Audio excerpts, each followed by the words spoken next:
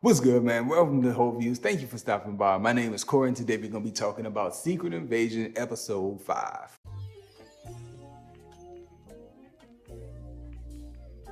So my prediction from last week was that we were going to get the wrap-up of the whole little season really in Episode 5, and then Episode 6 was going to be like a long epilogue. I was very wrong on that, and I'm going to go over the ways that I was wrong by breaking down this week's episode.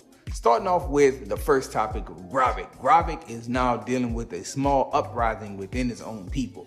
I feel like this turn that we're going on with that whole thing is a little bit cheap, man. Listen, I'm not saying that it's not well written or well acted. It's just that it seems quite convenient that at this point in the story, people are now starting to question him as our leader, when only a few episodes back, maybe a few days in Showtime, y'all were really all the way behind this dude and y'all was following this dude to the ends of the earth. And now after you see him make a few rash executions of people who were close to y'all, now y'all thinking like, hey, maybe this isn't a good guy. Y'all didn't think that when he laid out the whole plan to put the world at war against itself? Like, y'all thought this was a good dude? Like, nah, this dude has been a bad guy. He did not evolve into one.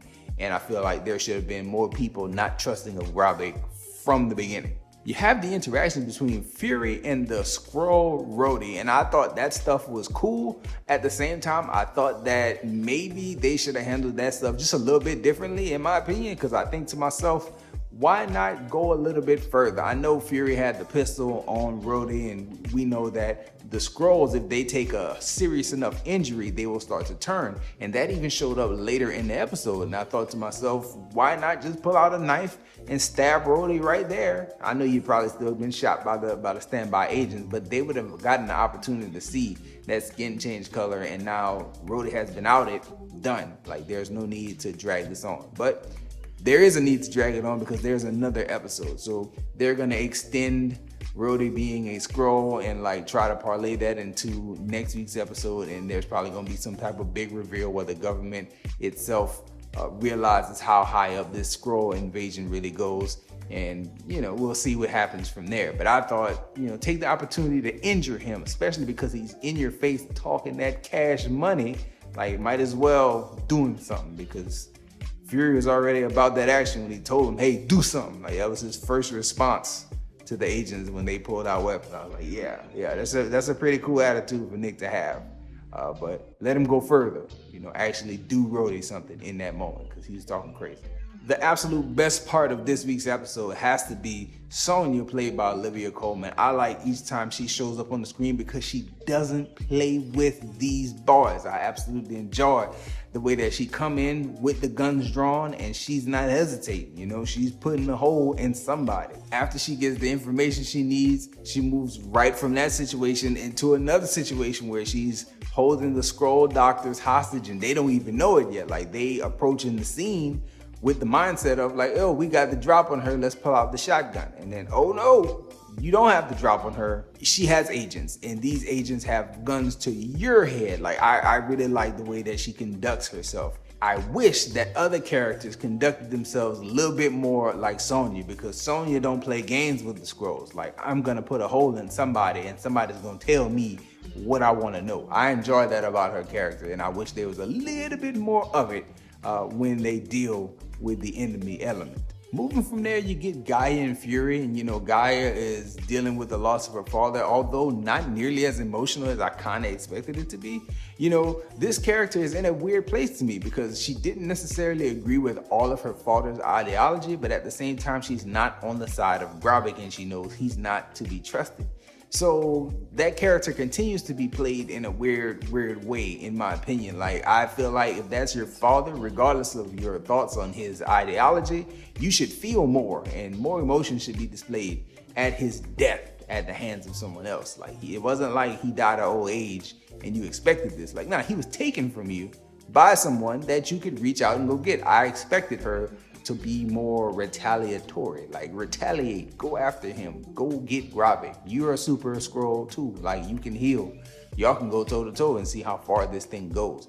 Who knows, that might show up in next week's episode, but I kind of expected a little more fury and a little more anger in Gaia's character. And so that interaction that she had with Fury was like, I guess I kind of wanted to see more from you in this moment. So small cameo time here. So if you recall Black Widow, which I'm sure a lot of people don't recall Black Widow, but there was a character in that movie that flew Natasha and Yelena around, and he always made himself of service to them. And this guy shows back up here like flying Fury from wherever he is into Finland to meet up with Sonya. And it's like, oh, that's the same guy. I didn't really realize until that scene was kind of ending. But I was like, yeah, I feel like I met this character before. And it turns out we did meet that character before in Black Widow. Sorry, most people probably don't remember that movie. That movie was not the best of the MCU by far. But it's cool to see a little bit of connective tissue to all the old stuff still. And it's nice enough to see this guy pop up. Before the episode ends, you get some interactions between Gaia and Priscilla, and that whole dynamic sets up a lot of interesting points. First, Priscilla is presented as a Skrull, like she's a alien living in human skin. But listen, when she had to snap at Gaia and put her in a place, you could tell she'd been living as a Black woman for a long time, because she told her, like, you're young and you think you know everything. Woo-wee! That sure sounds like something that, older Black folks say to younger Black folks in a situation where somebody done stepped out of line. So I was happy with the way that line was delivered. It felt like a real Black woman delivering it, not a Skrull who's been living as a Black person. Like, nah, she understands the culture all the way. So I took that from that little exchange, as well as the action stuff that happened there. I didn't expect Priscilla to be so capable, but then at the same time, these are agents that Fury were using as agents to go and get information and put themselves in dangerous situations. So it made enough sense that she is capable, and she came out with the pistols and in the vest, John Wick style. I think of Mr. Nobody from John Wick, who had the front backpack that was armor, and then back it was also like ammunition and armored up in the back, and it was a cool little setup, and it shows up here, and it was dope. Gaia coming out with a shotgun and just having a whole real nice choreographed action scene right at the end before you get Fury and Sonya for the last time, and they are picking up what they call the harvest, which I believe is the blood of specifically Carol Danvers, Ms. Marvel, tying it back up to her movie and how her blood was spilled, it was collected, and now Gravik has been searching for this one sample. And it's just clear to me that even though you're gonna have some action here in this last episode that's coming next week, it's very clear to me that when I watch the stuff they tried to set up here, you're gonna see next week Fury winning the hearts and minds. And it's like, oh man, I wish y'all wouldn't, but it's clear it's gonna be a hearts and minds campaign for some portion of that last episode. And it's gonna be Fury using the knowledge that he has, like, hey, Gravik is putting y'all on the chopping block. He's using y'all as leverage, and he's gonna make the US strike y'all and kill y'all and try to use y'all as bait in this situation for the US government. And if the US government takes the bait, then bam, he starts his World War III and he gets what he wants. Or he can leverage them against Fury and say, hey, if you don't give me the harvest, I'm gonna use this strike to get what I want. So like that's gonna be put on display. There are gonna be enough people who are around who believe in Fury, and Gravik is going to lose the support of the Skrulls, and that's how like you're gonna get one step closer to a resolution for the show. It's so plain as day that you can see that coming. I just hope that it's delivered well, because man, I hate for that to be the big thing at the end and then the Skrulls take out Gravik. Like, nah, I want to see Fury do something, figure something out, or have Sonya around, because Sonya seems more than capable.